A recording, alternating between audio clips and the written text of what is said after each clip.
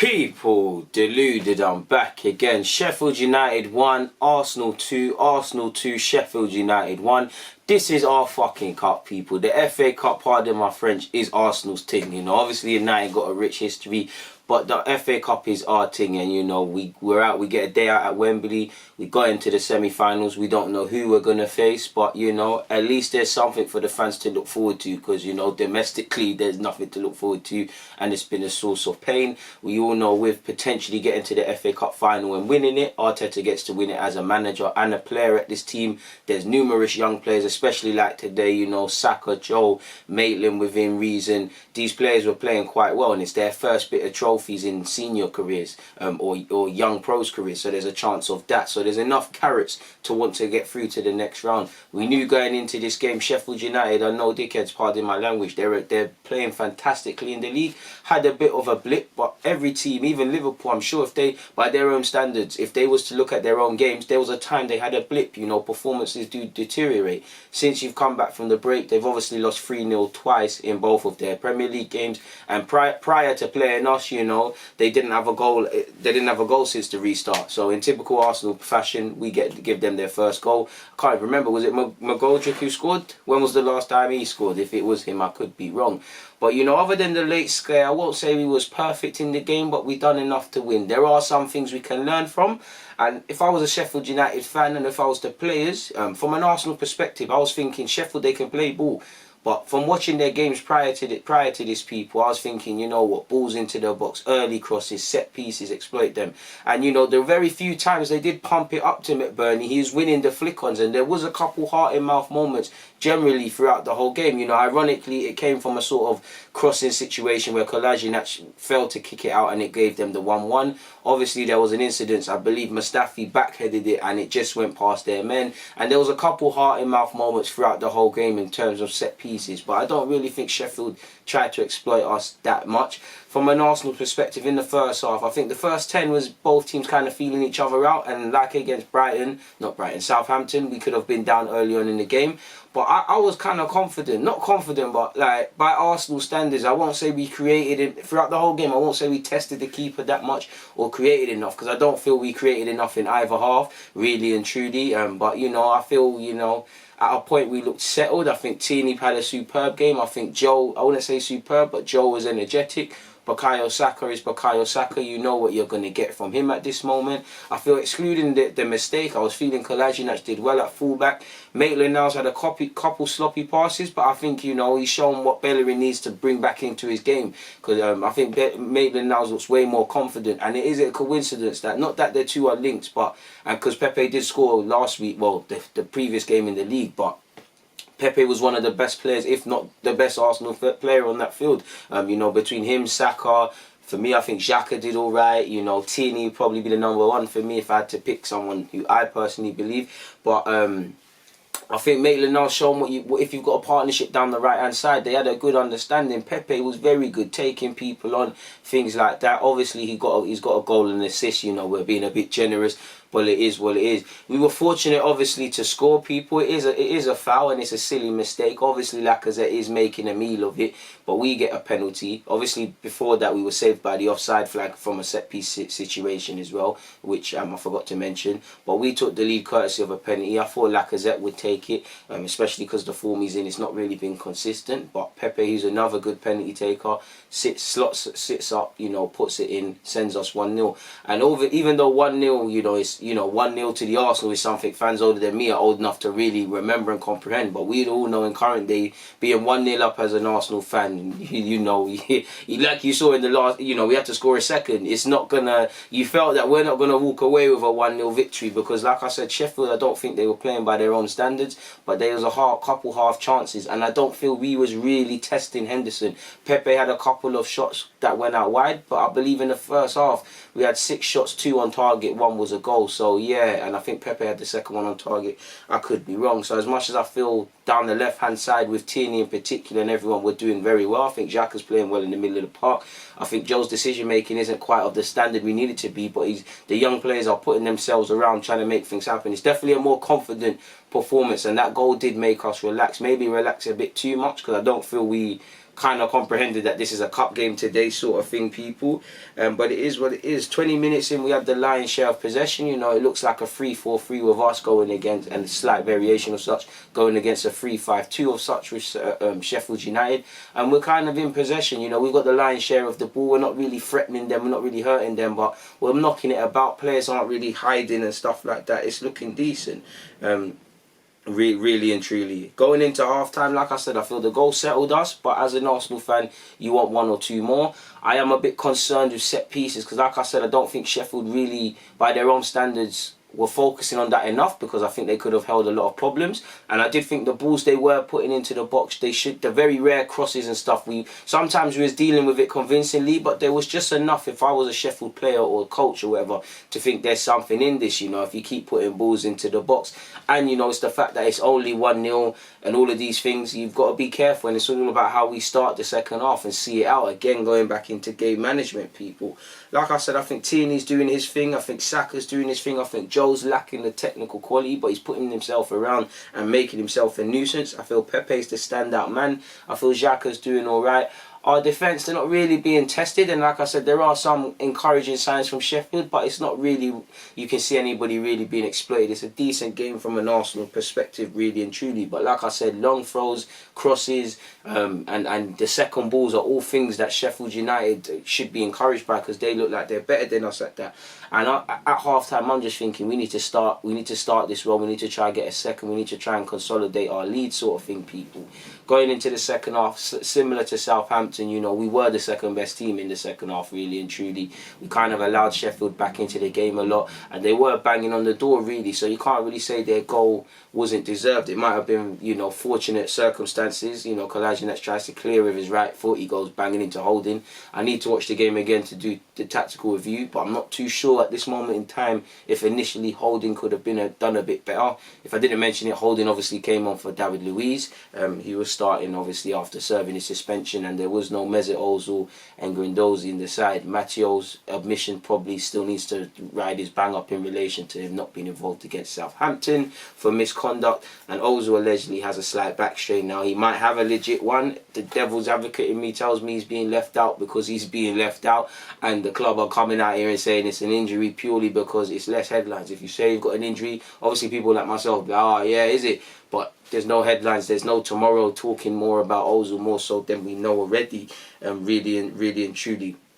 And like I said, second half, they were banging on the door. Like Basham, the guy who conceded the Lacazette penalty, he should have scored. It was a lovely ball put into the box. You know, Oliver Norwood in the second half put a number of balls, dead ball situations and normal balls into the box. Should have hit the target. He hits the target, it's 1-1. And ifs and buts don't win games, but if he scores that, McGoldrick scores, you know, that's 2-1 comeback from behind. Happy days for Sheffield fans, sort of thing. For Arsenal, I want to see us get on the ball more and actually get into areas that's going to hurt. I feel we're slipping into old habits. I feel, you know, to be fair, in both halves there was a couple of stray passes, but I think we're doing that a bit more, and it's dangerous at 1-0, really and truly. And you know, Sheffield, you can't say they weren't banging on the door, people. You really can't say they weren't banging on the door. The warning signs were there time and time again. We did have a couple of chances in the second half we didn't exploit, but they deserved their goal, people, when they made it 1-1. Again, like I said, the circumstances it came to them was a bit fortunate, but you know, it's nice for McGoldrick. He's a street smart striker. He's been around the block, and you know, you keep working in the game, you get your rewards. And from an Arsenal perspective, it is disappointing. It was kind of inevitable. You was kind of expecting it as an Arsenal fan. It's 1-1, and at this moment in time, honest, I've prepared myself for half-time. But shout out to Danny Ceballos, you know, him and Pepe and Eddie have all made sure that we walk away with it.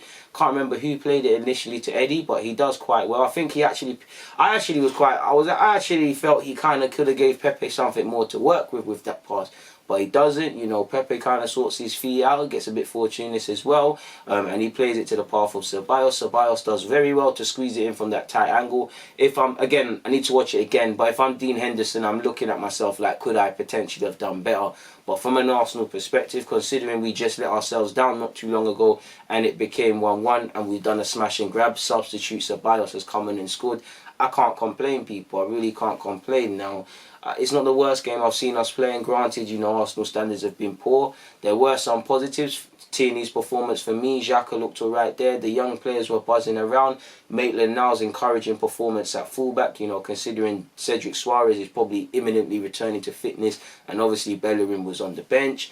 There's these sort of things for Pepe. Obviously, Pepe for me, like I said Tierney, but Pepe very standout game, and no disrespect to Sheffield United and stuff like that, but you want to see him do this more consistently. But has he not got 16, 17 goals and assists, like contributions together now? So it's not too bad from his first season. So people need to lay off Pepe. There's a lot more to come. I think he had an encouraging performance there, really and truly. And I think him, you can't really, like, I don't like in football how we always try and blame other things, or, you know, like you might have, like, Pogba's irrelevant, and I'm not critiquing Pogba, but people say, oh, Pogba can't do his best thing because this midfielder, that midfielder, he needs this, he needs that. The same was said about Ozil for years. The same is said about every player, and a lot of that is legit. Statistically, the last game they played together, Bellerin passed to him twice. How much could Pepe do? But same time, yeah, it's irrelevant from that. You need to pattern off your own thing. So I still think there's a lot more to come from Pepe, but it's no coincidence we had an overlapping fullback. Maitland-Niles wants to get up there, it might not be perfect, and Pepe was able to come off that flank and do a bit more, people. So I'm sure there's a lot of food for thought for Arteta. The most important thing, people, is that we advanced to the semi-finals. There's a lot we could have done well. Obviously, disappointing goal to concede. I think we should go back and look at how we defended from them set pieces and the fact that they got lucky, and actually the build-up to their set pieces that we got lucky to not defend from, to not to not be disadvantaged by, like the offside one, like the Basham one where he missed a header. We need to go back to the drawing board. Chance creation as well, because I think we had a bit more possession, and in that kind of terms I was a bit more confident as an Arsenal fan. But possession isn't anything if you're not going to exploit them. Like at half time it was 6 shots, 2 goals, and really it was a penalty. So what really did we create from open play? We know there's a lack of personnel, like real personnel, to do these sort of things and stuff like that, people. But if I look at the stats of the whole game, which has obviously changed now because Ceballos scored, if Google will load. I don't think Google's going to load, folks.